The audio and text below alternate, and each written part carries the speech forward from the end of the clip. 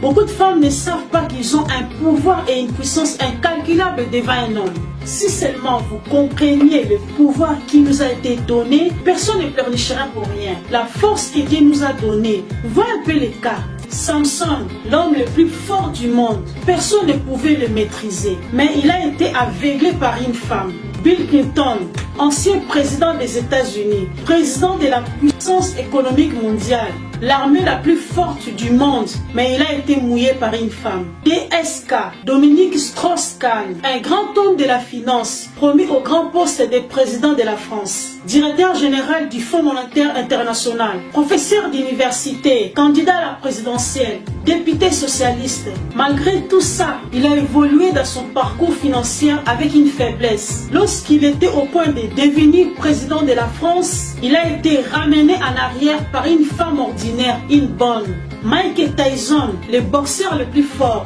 humilié par une femme. David dans la Bible, l'homme selon le cœur de Dieu, mais il ne résistait pas aux femmes. Bonjour tout le monde, c'est Francine, j'espère que vous allez bien. Alors aujourd'hui, nous allons parler sur le respect de la femme. En fait, je vais faire une petite parenthèse dans la Bible avant d'entamer vraiment le but de mon sujet. Au commencement, Dieu créa le ciel et la terre. Il a créé toutes choses à sa manière. Puis Dieu créa le poisson et les animaux. Ensuite, il créa l'homme à son image. Si nous regardons dans la Bible, dans le livre de Genèse, Dieu créa le monde en 6 jours. Il créa l'homme, la femme, le poisson et les fruits et tout ce qui était dans le jardin d'Éden selon leurs espèces. Il sépara les animaux des hommes parce qu'ils étaient différents. Mais à chaque fois qu'il finissait de faire quelque chose, la Bible dit qu'il vit que cela était bon. Maintenant, pour que Dieu créât une femme, il devait évanouir l'homme. Normalement, Dieu était bien capable de créer la femme devant l'homme, mais il n'a pas voulu le faire. Et pourquoi Dieu a-t-il endormi l'homme pour créer la première femme qui était Ève? Parce que selon moi, Dieu avait caché un mystère à la femme, car elle est la dernière créature de Dieu. L'homme a été créé à l'image de Dieu. En plus, 80% des fruits que Dieu avait créés a été enveloppé. Car si on enlevait la peau du fruit, c'est pour le manger, le déguster. Sinon, si on laisse le fruit sans sa couverture, il serait pourri et plus mangeable. Autre point.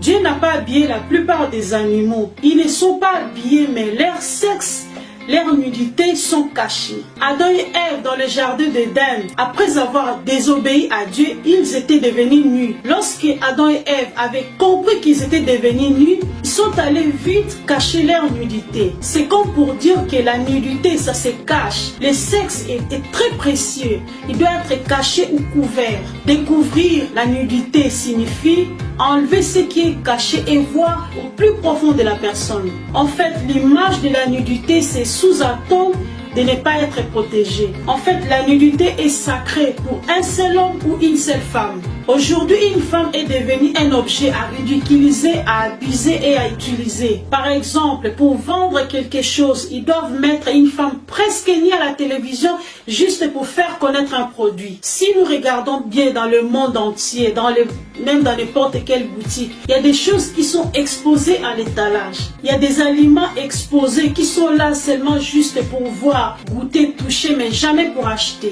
Car ils sont là à la vue et au toucher de tous. On les appelle des échantillons. Donc, une chose de valeur n'a jamais été exposée. Même dans le magasin, on n'achète jamais un article exposé. Je donne un autre exemple. Dans mon pays, il y a un aliment qu'on vend appelé chikwang. Il est emballé et étalé sur la table. Pour les vendre, on doit déballer un pour qu'il soit vu, goûté, touché par tous. Au-dessus de celui-ci, des poussières, des mouches peuvent passer dessus parce qu'il n'est pas couvert. Donc, les autres chikwang peuvent être achetés par rapport à cet échantillon. Même chose pour les bananes au marché. On doit enlever la peau d'une seule pour qu'il soit utilisé comme un échantillon. Et au-dessus rôdent des mouches, des poussières, des bactéries, etc.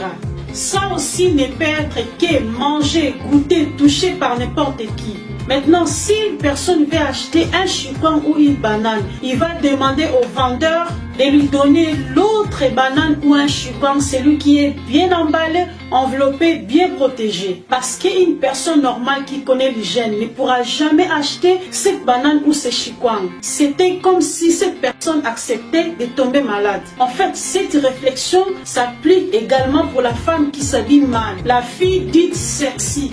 Lorsqu'un homme a juste besoin de ressentir du plaisir sexuel, il va te chercher juste pour le plaisir. Donc tu es considérée comme femme de joie. Mais lorsqu'un homme aura besoin de se marier, mettre une femme à la maison, trouver la mère de ses enfants, il va chercher une femme qui a de l'assurance en elle, une femme sûre d'elle, une femme de caractère, une femme décente qui s'habille correctement. Parce que la beauté d'une femme n'est pas dans le vêtement, ce n'est pas être sexy. En fait, la mode n'est pas un problème, mais il faut faire un beau choix dans la mode. Évitez l'indécence, l'impudeur. Habillez-vous correctement et avec pudeur, car la manière dont vous vous habillez déterminera le type d'hommes qui s'adresseront à vous. Ton style attire soit des hommes de valeur, soit des faux types. Par exemple, pour attirer un homme, il faut être bien propre physiquement, avoir une belle apparence, s'habiller correctement de manière sensuelle. Parce que les hommes sont attirés par des belles femmes, mais par le physique d'abord. Et les autres choses viennent après, comme la soumission, la politesse, le respect, etc. Donc, il ne s'agit nécessairement pas être sexy, montrer son corps, être à moitié nu pour attirer un homme. Si une femme croit qu'en montrant son corps, être sexy, rester presque nue, qu'elle va attirer un homme, elle se trompe. Au contraire, elle va se rendre vulgaire. Parce qu'un homme, si tu dévoiles trop ton corps, ça ne lui attire pas. Les hommes sont curieux, ils aiment découvrir, ils aiment quand ils ne savent pas encore. Mais si toi tu dévoiles tout avant, ils n'aiment pas, ils auront une mauvaise impression. Mais lorsque toi tu dévoiles tout avant, tu vas attirer des faux types. En fait, beaucoup de femmes ne connaissent pas leur valeur, leur puissance. Rappelez-vous, il y a même des filles qui disent « Moi, je suis fille de chance, je suis star, je suis la sexy, j'ai beaucoup de succès, je m'habille sexy, plusieurs mecs me veulent. » À mon pays, des filles comme ça, on les appelle « Maman Prima Ngondo ». Vous devez garder à l'esprit que les prix bas attirent beaucoup de nombreux clients. Donc, évitez de devenir une femme de succès, mais il faut devenir une femme de valeur. Vous vous comportez comme une femme légère et vous attendez qu'on vous traite comme une femme de valeur. En plus, vous êtes parfois étonné quand quelqu'un vous manque du respect. Vous devez vous respecter avant qu'on vous respecte. Si on ne vous respecte pas, dites-vous que vous ne vous respectez pas et vous ne respectez pas les autres non plus. Comment voulez-vous qu'on vous respecte si dans votre dialogue avec les autres, vous sortez que des insanités? Même dans votre façon de vous exprimer, c'est comme les femmes dites des rues. À la moindre colère, vous insultez les papas et les mamans des gens et vous attendez qu'on vous parle avec respect. Comment voulez-vous qu'on vous prenne au sérieux lorsque vous vous habillez toujours à moitié nu? Vous vous dites être femme de valeur, mais vous vous habillez seulement comme une femme légère. Par exemple, vous venez au premier rendez-vous avec l'homme et vous vous habillez presque nu. Vous devez savoir que votre façon de vous habiller envoie déjà un message à l'homme et il voit déjà à qui il a affaire. Le monsieur, il va déjà tout voir avant même de bien voir. Il va toucher avant même de bien toucher. Même la cicatrice en bas du dos. Il a déjà vu la cicatrice de césarienne. Il a déjà tout vu. Donc, pas de surprise chez toi. Et vous attendez qu'on vous prenne au sérieux. Vous pouvez envoyer les bons ou mauvais messages à l'homme par votre tenue. Une femme doit envoyer un bon message dans sa façon de s'habiller. C'est comme si vous donnez déjà un message à l'homme que vous n'avez pas d'autre chose à l'offrir à part votre corps point. Après, vous avez comme excuse, ma façon de s'habiller n'a rien à voir avec moi. Je ne suis pas ce que j'ai publié sur les réseaux sociaux. Il faut qu'il y ait concordance entre l'image que vous reflétez et la personne que vous voulez vraiment être. Soyez égal à votre image. Vous savez, l'homme est compliqué. Il aime des femmes sexy, mais s'il veut se marier, il va préférer les femmes qui connaissent leurs valeurs. Autre bête exemple.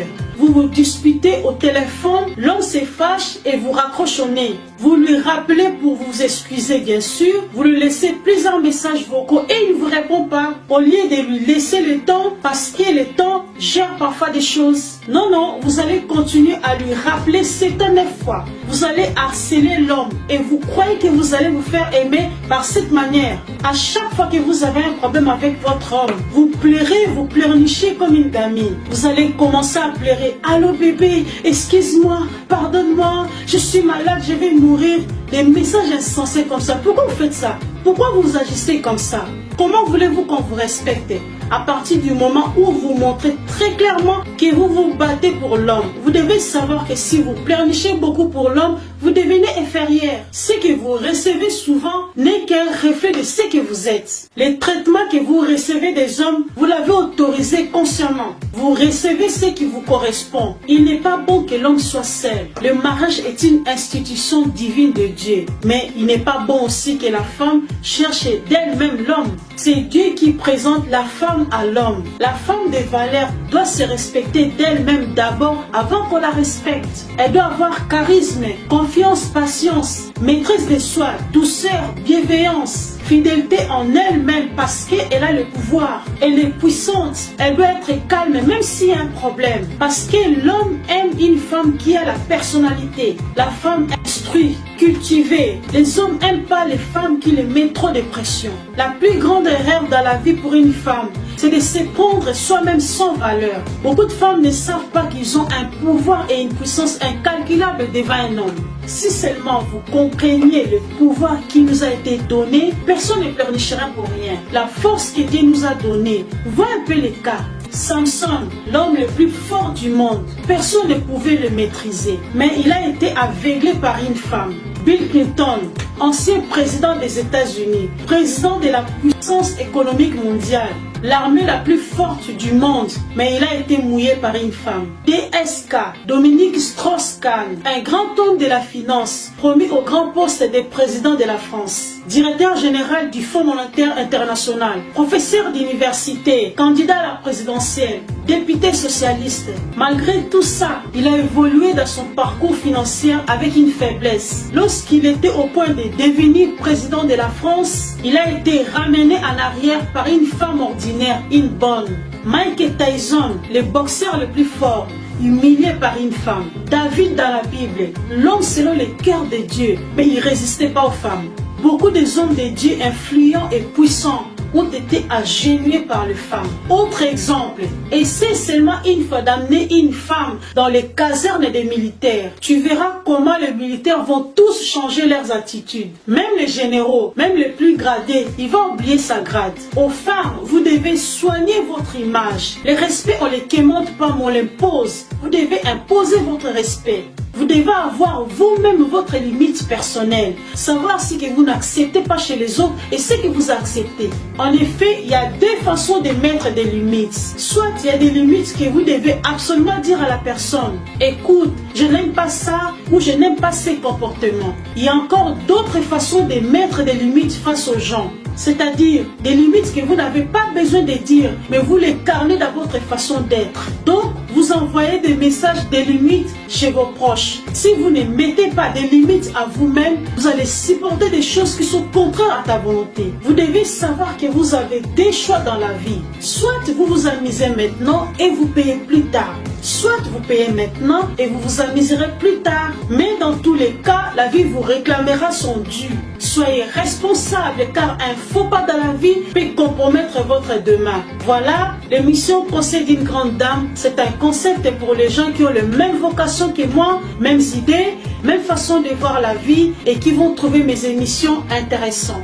Voilà, c'est la fin de la vidéo. N'hésitez pas de liker, de me laisser un petit commentaire et de vous abonner. C'était le conseil d'une grande dame. Ciao!